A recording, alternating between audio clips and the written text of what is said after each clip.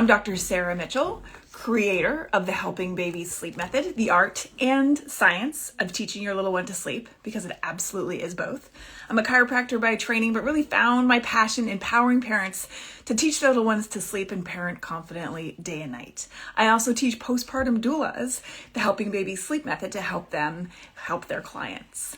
And I'm here today to talk to you about the 3 most common myths I hear around newborn sleep. The first one is that you really can't do anything, you can't do sleep training, implying that you can't work on sleep until 6 months of age. And that is a myth. Why is that? Well, you can absolutely be intentionally working on newborn sleep in this very precious window around 6 to 12 weeks of age. Here's the thing. When we're a first-time parent, it's such an adjustment, right? Especially if you're breastfeeding.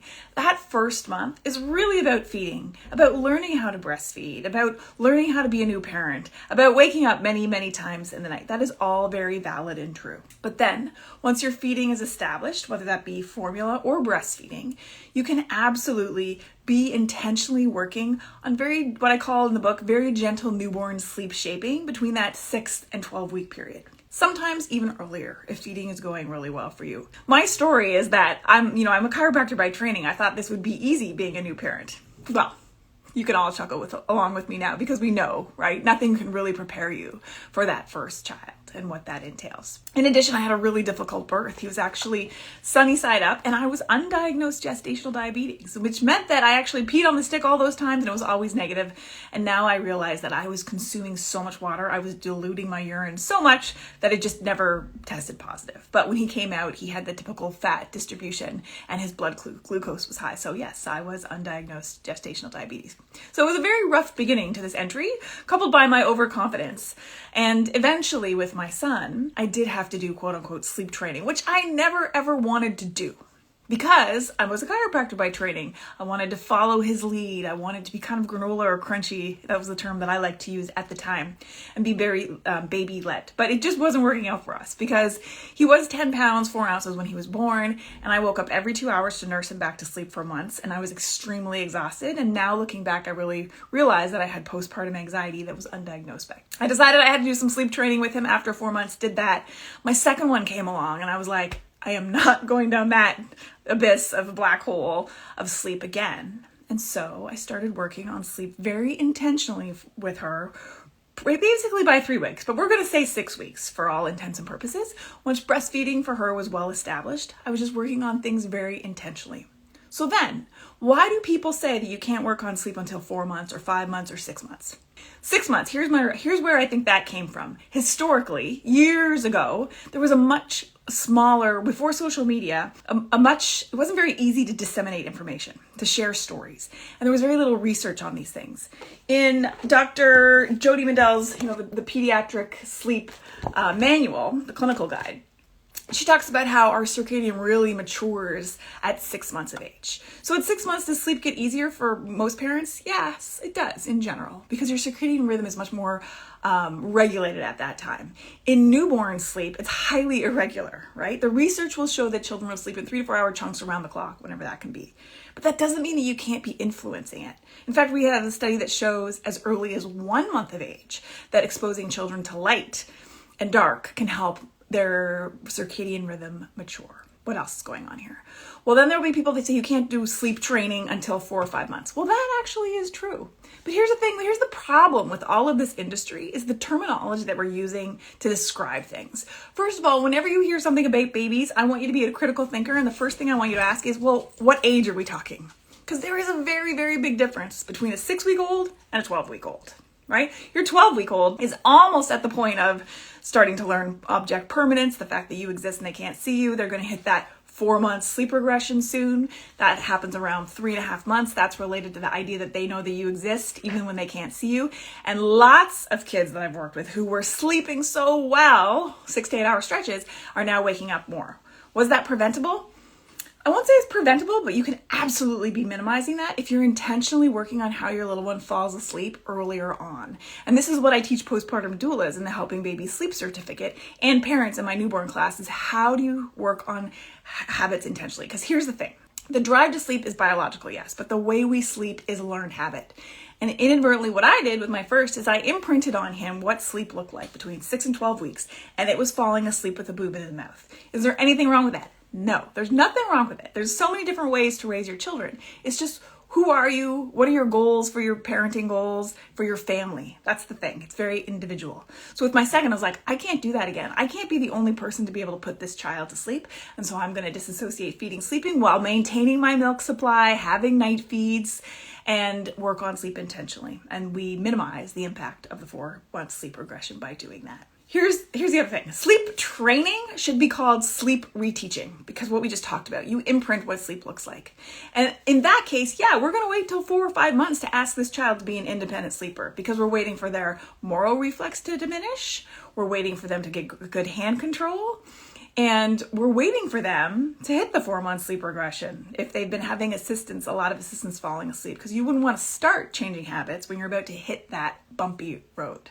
So, in summary, the first myth is that yes, you can work on gentle newborn sleep shaping and being very intentional with the goal of minimizing / avoiding the 4-month sleep regression as early as 6 weeks of age, potentially even earlier, but the window kind of closes around 12, 13, 14 weeks because habits have been set, kids are waking up to the world around them, and temperament does play an impact at that point. The second myth that I hear is that it's biologically normal for children to want to sleep in arms. And you know what? I can agree with that to some extent, but here's where I get a little hot under the collar about it, is when I see people posting about this for parents who are really struggling, who are really having a hard time, who have kids who will only nap on them, or in very, very worst case scenario, I see these in my practice, is kids that will only sleep on people 24 hours a day. That's an unsustainable way to sleep. Something is wrong. Something is wrong. You should be able to put your little baby down in the crib for some stretches of sleep. Maybe not all of them, but it's a red flag for something else going on. So when I see in doula groups, people saying, oh no, it's biologically normal for them to only want to sleep in arms. Okay, but that's not the whole piece of the story here. You should be able to put your kiddo down. And that's something we go through in the Helping Babies Sleep certification, is what are we troubleshooting when that happens? That's a sign. We need to be asking more questions about other behaviors to figure out what's going on to help that child be more comfortable. They are uncomfortable. They are seeking being on people to help soothe them. And that is different from, say, a 6, 7, 8, even a 5-month-old that will only sleep in arms. Because usually what happens there is that something happened in the newborn stage where that child was uncomfortable, they sought comfort, and now it's become the habit, the known way of falling asleep. They don't know anything else. And if you put them down in a crib, they are going to cry because they're like, what? I have no idea what to do with myself. And that's a behavioral aspect of things. The third common myth that I hear very often is that reverse cycling, that there's nothing you can do about it. Reverse cycling means when newborns have their days and nights mixed up. This almost goes back to point number 2. It's not biologically normal, and there's absolutely things that you can do about it. Because here's what the question I want you to ask yourself. If you're ever if you're a doula serving a family, or if you're a parent with a newborn who has a child who wakes up a lot in the night, is that child content? Because I have yet to see a child awake in the night content. In the newborn stage, let's say. Okay? Because it can happen later on when you have, like after 4 or 5 months. It can happen when kids actually have motor leaps. It's a different stage. It's kind of like adults. They can be awake thinking about something and be calm until they start to cry because they're getting tired. They want someone to help them put them back to sleep. But that is different from the newborn stage of reverse cycling, where kiddos are awake and they sleep more in the day. They are awake in the night because they're uncomfortable. They are not happy. They're usually crying, squirming. You can only hold them in a certain position. Again, that is a red flag.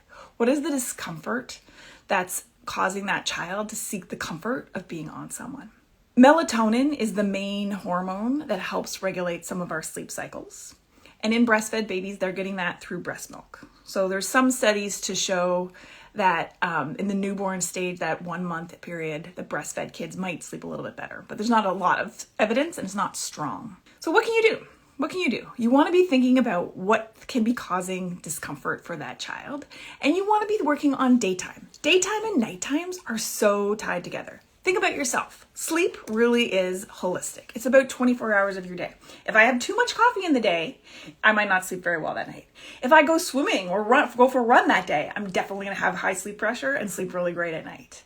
If I'm stressed about something at work and I'm thinking about it at night, that might cause me to fall asleep more slowly, or it might cause me to wake up in the night and think about it.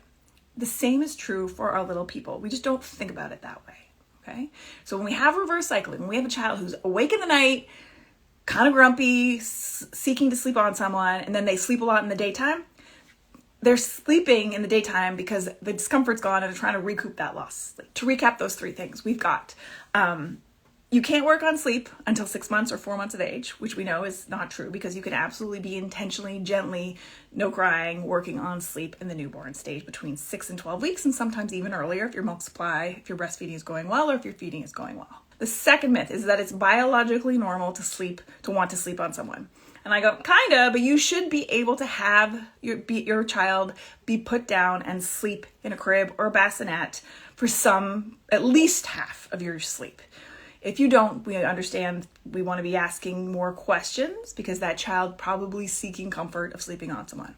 Note, this is different than a 4, 5, 6 month old and older. That's a behavioral, that's a habit. So the drive to sleep is biological, but the way we sleep is a learned habit, and we imprint that in the 6 to 12 week period.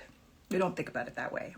Sleep teaching or training should be called sleep retraining because we actually already trained them and built those associations unknowingly. I did it unknowingly in those first 6 to 12 weeks. The third myth is that reverse cycling is common and there's nothing you can do about it. And I challenge that because I don't think it's common, and I think there are things you can be doing about it. The first one is asking the right questions. What could be making my child uncomfortable that they're up and unhappy in the night? Because I've yet to see a newborn happy when they're awake in the night. They're usually crying, fussing, squirming. They're not sleeping well. They're uncomfortable. Something's going on. Now, you're going to take this information, process it. You can ask some questions below. If you want to put things into action and get all the step-by-step instructions, well, if you're a parent, you can grab my newborn class. It's $97. It's an hour and a half of video. It's like super easy to digest. You can watch it from your phone. I also have a community where you can come in and ask me questions afterwards if you want to add that on. If you're a postpartum doula and you want to get certified in the Helping Babies Sleep method, you can DM me and I'll send you the link about how that works. I'm going to be teaching that starting April 16th. It's 9 weeks, and then you get a year's mentorship with me in our community, and you have some case studies to do to become certified. And I'll be teaching another cohort probably in the fall. But if you're like, I want to learn more now, if you're a tired parent, you want to learn more right now, you can grab the online newborn class, or you can even listen to this on Audible if you want.